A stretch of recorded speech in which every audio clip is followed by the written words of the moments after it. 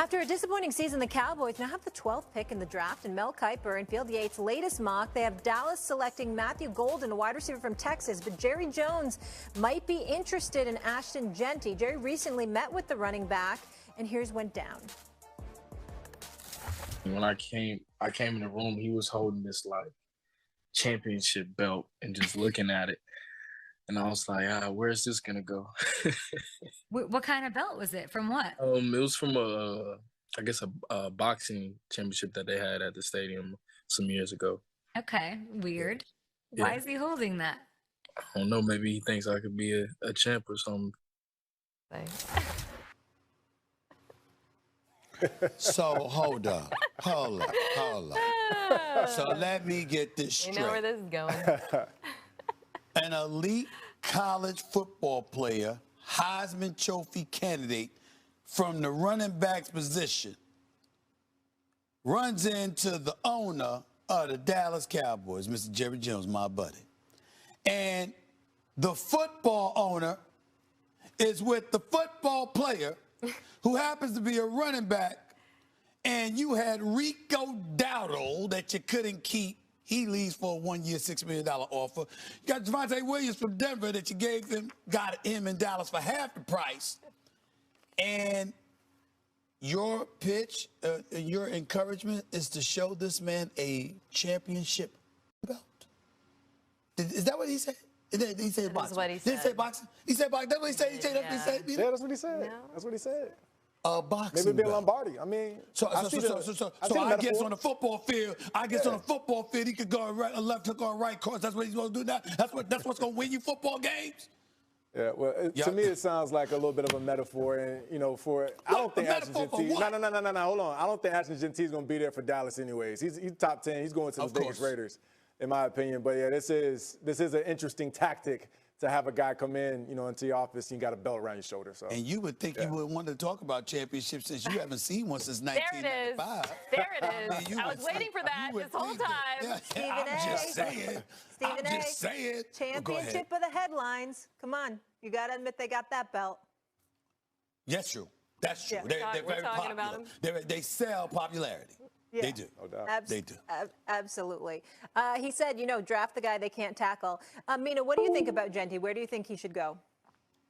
Best running back in this draft, one of the best running backs I've seen since Saquon Barkley. Unbelievable football player. I want to correct myself, too. I said there were 2 transcendent players. Ashton Jeanty is also a transcendent player. That would be 3. He just plays a less valued position. Right. And along those lines, EJ, you mentioned the Raiders. I do think that's quite likely. I think it's a challenging decision for them, though, given questions they have, offensive line, receiver.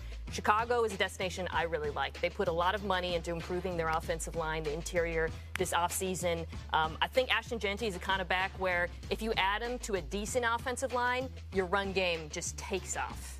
And I think he is that special of a player to merit a top 10 pick, and they are the type of team that is well situated for him. Before I go to EJ, both y'all, would he be a top 10 pick if it were not for the greatness that Saquon Barkley put on display this past season? I'm just asking. I'm just only talking about how the running back position has been devalued. I sense that there is a shift taking place with this, an elevated appreciation for And he mentioned Saquon he put out a statement that was like, hey, look what Saquon did for y'all. EJ, my thoughts on this are what Saquon showed is kind of like what I said. If you have a good offensive line, paradoxically, a running back's actually more valuable because you can have the best run game on earth. If you got a bad offensive line, though, it could be worse. Like we saw Saquon with the Because Giants. you ain't going to use him because you can't run. That's how I look at Jeanty. I look at the numbers for the Raiders last year running the ball. So Madison had 420 yards and 4 touchdowns. And then Abdullah had 311 yards and 2 touchdowns. So, meaning if they don't take Ashton Jeanty and he's available at that pick, I think that's ridiculous. And actually, when I think about Pete Carroll and the teams that I played against in Seattle and when he was coaching there, you think about beast mode. And if this kid reminds Pete of anything of what beast mode could or was when he was playing, I think this is a surefire take, and I agree with you. I think he's a transcendent player. I'll go back to what Stephen A. asked, though. I do feel like the running backs, not even just Saquon, you look at Derrick Henry, you look at Josh Jacobs, the success that these guys had at a high clip throughout the season, I do think brings more value to the running back list, because you could look at the 15th running back in this draft, and truly you still get some value out of that guy. But the top 2, top 3 guys, I think Amari Hampton also is a first-round pick. I can see him aligning with Dallas. So, yeah, I do think the backs in the NFL currently having a great year helps these younger dudes.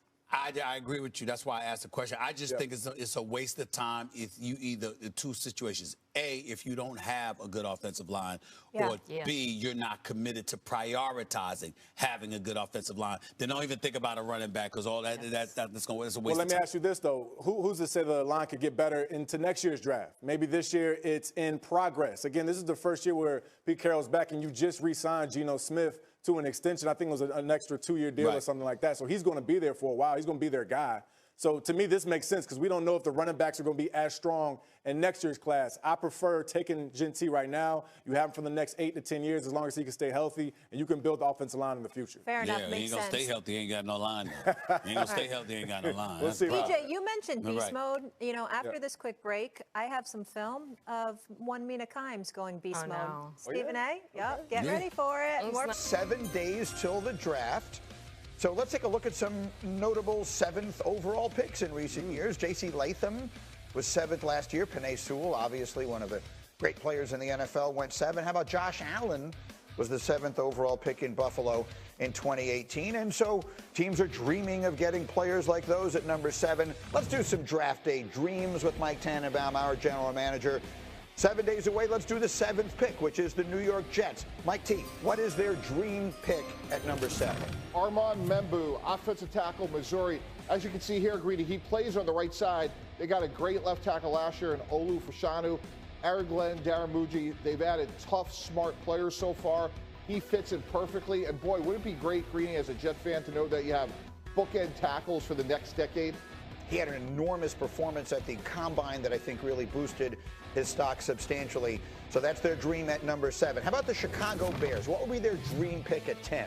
Mason Graham, defensive tackle, Michigan. It's more of a pipe dream. I can't imagine Mason Graham be there at 10, but since it's a dream, I think you see the former wrestler in his play all the time. And if you're the Bears, they did a great job of addressing their offensive line. They need interior pass rush. This would be ideal, although very doubtful. Yeah, most of the mocks I've seen have Jacksonville taking him at number 5.